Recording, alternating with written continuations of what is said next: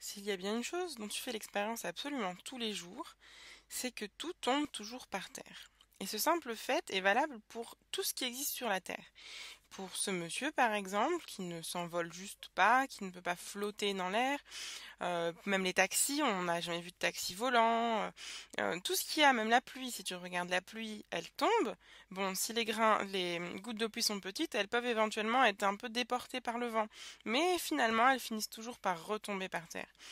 Et si tu imagines d'ailleurs qu'il y a une gouttière sur les côtés, pardon, un caniveau, eh bien, les gouttes de pluie vont tomber dans le caniveau et descendre vers les égouts et toujours plus bas, toujours plus bas, toujours plus bas, au plus bas où elles peuvent aller. Donc tout tend toujours à tomber plus bas et plus bas encore.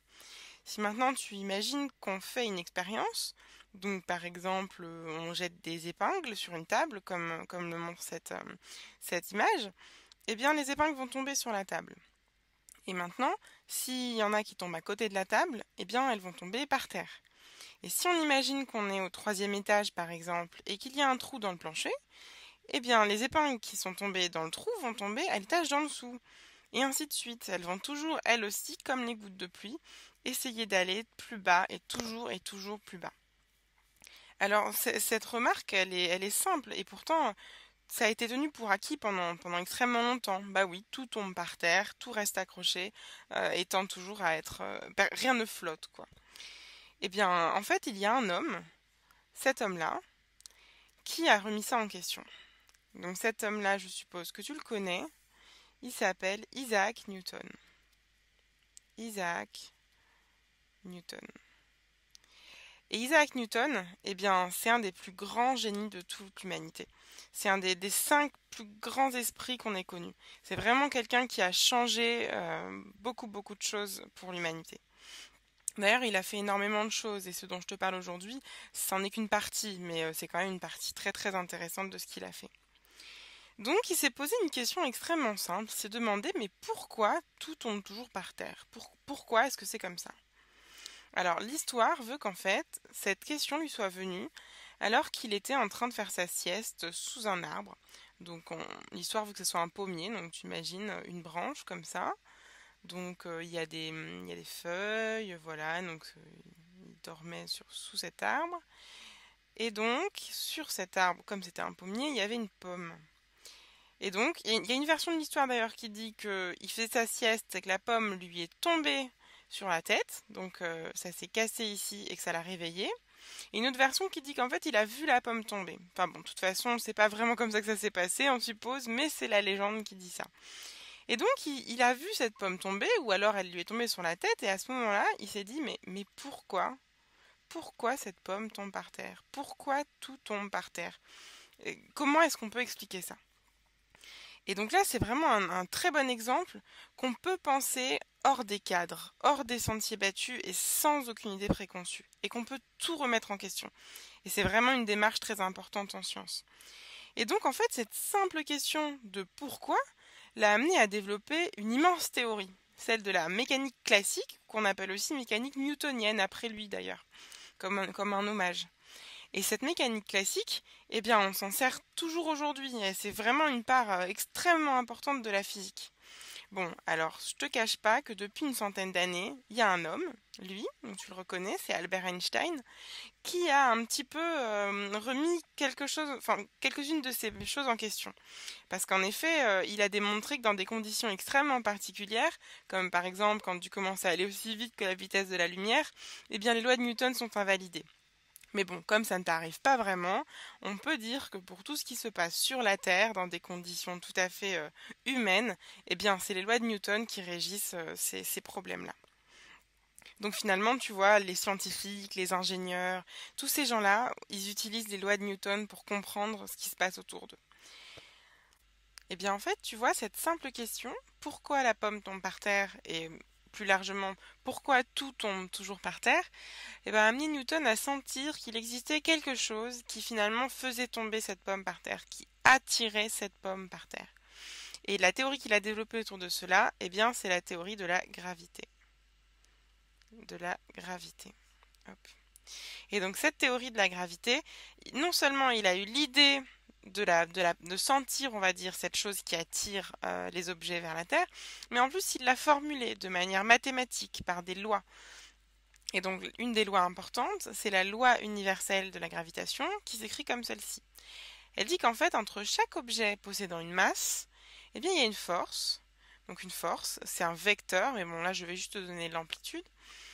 Eh bien une force qui s'écrit de cette façon-là. Elle s'écrit comme grand G, qui est une constante. On en parlera tout à l'heure, mais ce qu'il faut retenir, c'est que c'est une constante qui est toute petite.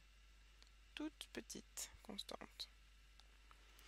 Et donc cette toute petite constante, on la multiplie par la masse du premier objet fois la masse du second objet et on divise tout cela par la distance entre les deux objets au carré. Donc ça, c'est la distance entre les objets. Et donc voilà, on a une force une force dont l'amplitude est égale à ça. Et en fait, tu vois, cette distance entre les objets, eh bien, c'est la distance entre les centres de masse. Donc pour le moment, on va rester assez simple là-dessus. Il y a une vidéo qui explique ça en détail si tu le souhaites. Et là, en fait, tu dois commencer à trouver quelque chose d'un petit peu bizarre, parce que je te dis que cette force de gravité, elle existe entre tous les objets. Oui, mais alors, par exemple, toi, tu es devant ton ordinateur en ce moment. Est-ce que tu es attiré vers ton ordinateur? Est-ce que ton écran est attiré vers toi? Pas vraiment, donc si on fait un petit dessin pour imaginer, donc il y a un ordinateur, hop, comme celui-là, avec ton clavier, tac tac tac, la souris, et en fait t'es devant, comme ça, hop, hop, hop, et bien c'est pas vrai en fait, vous n'êtes pas attirés l'un vers l'autre. Mais alors est-ce que c'est pas vrai? Bien en fait, dans l'absolu, c'est vrai. Il existe une force qui t'attire vers ton ordinateur et une force qui attire ton ordinateur vers toi. Sauf qu'en fait, cette force, elle est négligeable. Elle est négligeable en particulier devant la force qui t'attire toi vers la Terre, celle-ci, et qui attire l'ordinateur vers la Terre. Donc en fait, ces forces qui sont censées vous attirer l'un vers l'autre, elles sont tout à fait négligeables face aux autres forces. Et elles sont négligeables justement parce que G est un tout petit nombre. Donc ce que je te disais tout à l'heure. Donc si je te donne sa valeur, pour rien de mieux pour comprendre, hop, eh bien en fait, G, il est égal à 6,67, une forme approximée, fois 10 puissance moins 11. Bon, et là tu t'accroches, newton fois des mètres sur des kilogrammes au carré. Donc alors là, tu comprends bien que cette unité qui te semble un peu bizarre, c'est juste pour à la fin avoir la bonne unité, une fois que tu as multiplié par tout ça. Et donc tu vois 10 moins 11, mais c'est minuscule, c'est vraiment tout petit. Si j'essaye de l'écrire, pour bien que tu te rendes compte, eh bien je pourrais dire que G, il est égal à 6,67 et 10 moins 11, je peux l'écrire comme étant 0,0 et là je compte 1, 2, 3, 4, 5, 6, 7, 8, 9, 10, 11. Donc t'imagines, c'est vraiment mais minuscule comme nombre. Et donc là, tu comprends où on veut en venir. C'est que si il n'y a pas une des masses qui est suffisamment grande pour rendre ce nombre, enfin pour que la multiplication des deux donne une force de l'ordre du Newton, eh bien cette force elle est négligeable. Donc c'est pour ça qu'entre toi et l'ordinateur, elle est vraiment toute petite cette force. Et là, tu vois, il y a une chose vraiment intéressante. C'est que si maintenant tu prends comme que M2 est égal à la masse de la Terre et R, la distance du centre de la Terre à sa surface, vu que si par exemple on dit que le deuxième objet ici c'est moi, bon, mon centre de masse de se trouver quelque part au niveau de mon nombril, c'est pas les 70 cm ou je sais pas qui séparent mon nombril du sol qui vont peser face au rayon de la Terre. Donc on peut dire, tu vois, qu'il s'agit tout simplement du rayon de la Terre ici. Et donc si tu prends tout ça, eh bien la force va se simplifier et on peut l'écrire petit g, qui est l'accélération de la gravité à la surface de la Terre, qui va être égale à 9,8 mètres par seconde carrée, qui est bien l'unité d'une accélération, fois m1, fois la deuxième masse. Donc j'ai oublié, donc petit g, c'est le produit de grand G fois m la masse de la Terre divisé par le rayon de la Terre au carré. Et donc cette force-là te donne la force de gravité pour tout objet qui se trouve suffisamment proche de la surface de la Terre. Donc si je continue mon exemple, donc moi on va dire que je pèse, je sais pas, 70 kg, donc en fait on peut calculer, on peut dire que c'est 9,8 fois 70. Donc là si je vais chercher ma petite calculatrice, hop, je peux dire que 9,8 multiplié par 70, eh bien c'est égal à 686. Hop. Donc c'est égal à 686 newtons. Donc ça, en fait, tu vois, c'est mon poids. D'ailleurs, oui, j'ai dit que je pesais 70 kg, mais c'est pas vrai, c'est ma masse qui est 70 kg. Mon poids sur la Terre, c'est 686 newtons. Donc, d'ailleurs, j'ai mis newton, mais ce que j'aurais dû mettre pour bien t'expliquer, c'est qu'effectivement, c'est 686 kilogrammes multiplié par des mètres sur des secondes au carré. Et en fait, c'est cette unité-là qui définit un newton. Et donc newton, comme tu t'en doutes, c'est un hommage à Isaac Newton. Donc voilà, donc j'ai bien défini newton. Donc finalement, tu vois que là, on a montré la force que la Terre exerce sur moi. Donc la Terre m'attire vers elle avec une force de 686 newtons. Mais bon, la loi de l'action-réaction te dit que s'il y a une force qui existe dans ce sens-là, il y a l'autre force, celle que moi j'exerce sur la Terre, et que cette force vaut aussi 686 newtons. Alors là, pour mieux comprendre, on va prendre un autre schéma. Donc on va prendre ce schéma-là de la Terre. Donc finalement, hop, ce que je viens de dire, c'est donc que je suis à la surface de la Terre. Donc on va imaginer par exemple que je suis ici dans l'océan. Et donc qu'il existe une force qui m'attire vers le centre de la Terre. Et que cette force vaut 686 newtons. L'amplitude de cette force est 686 newtons. Mais il y a aussi une autre force égale et opposée, qui est celle-ci, qui est la force que moi j'exerce sur la Terre. Et cette force est aussi égale à 686 newtons. Son amplitude est aussi égale. Donc ces deux forces, si je résume, ont la même direction, la même amplitude, mais de sens opposé. Mais tu vas me dire, mais dis donc, vachement fort, quoi. 686 newtons, c'est quand même bien. Et comment ça se fait que du coup, quand je saute, la Terre, elle n'est pas attirée vers moi ou des choses comme ça? Eh bien, en fait, pour comprendre mieux, on va imaginer que je suis, je sais pas, en haut d'une montagne, hop, comme ça, et que je vais sauter en parachute. Donc c'est pas vraiment du parachute, du coup, c'est du parapente.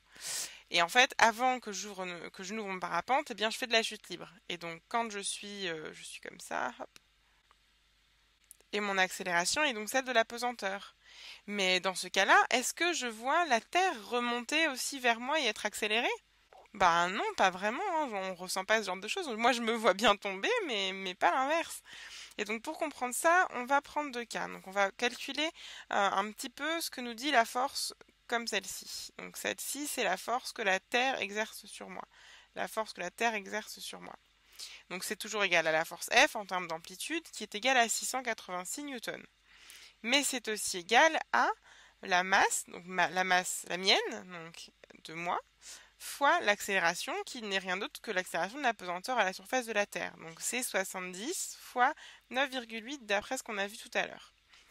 Maintenant, si on change de couleur, on va prendre du vert et on dit que c'est la force que moi j'exerce sur la Terre. Donc cette force-ci. Donc c'est la force que moi j'exerce sur la Terre. Eh bien, c'est toujours égal à F en termes d'amplitude, à 686 newtons, comme on l'a vu tout à l'heure, mais cette fois-ci, c'est égal à la masse de la Terre fois une autre accélération. Eh bien, en fait, c'est là qu'on comprend pourquoi on ne ressent pas cette force. Parce qu'en fait, la masse de la Terre, eh ben, c'est immense, c'est très très grand, c'est très très lourd. Et c'est tellement grand que finalement, pour être toujours égal à 686 newtons, eh bien cette accélération qui fait que la Terre est attirée vers moi, eh bien c'est négligeable, c'est tout à fait négligeable. Et c'est pour ça, tu vois, que quand je saute, eh bien moi je suis accélérée vers la Terre, mais la Terre, elle est accélérée vers moi, mais dans des proportions tellement infimes que ça ne se voit pas. Donc tu vois, pour résumer tout ça, il est important de comprendre, quand on parle de gravitation, que c'est les masses qui sont importantes, la différence des masses. Si on a deux masses toutes petites, eh bien ces forces sont négligeables. Si on a une masse très lourde et une masse plus petite, eh bien finalement on va tenir compte d'une seule force, celle que la masse plus lourde exerce sur la masse plus faible, donc celle que la Terre exerce sur moi par exemple.